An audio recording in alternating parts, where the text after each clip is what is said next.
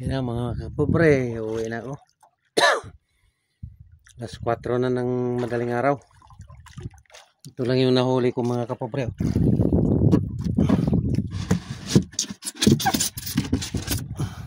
Yan.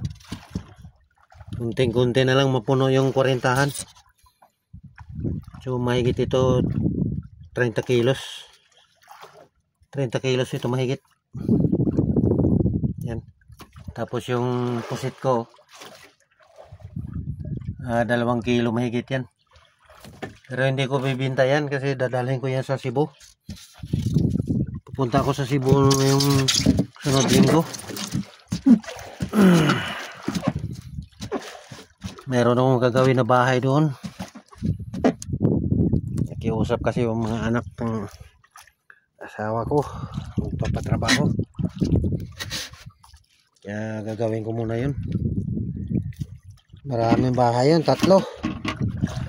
Kaya medyo matagal-tagalan siguro ako maka-uwi.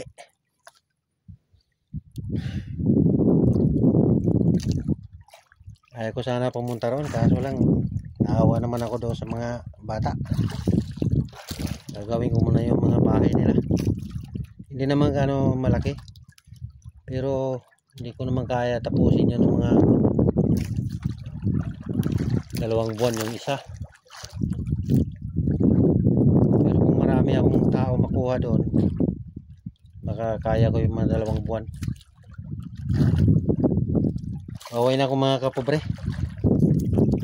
Thank you for watching.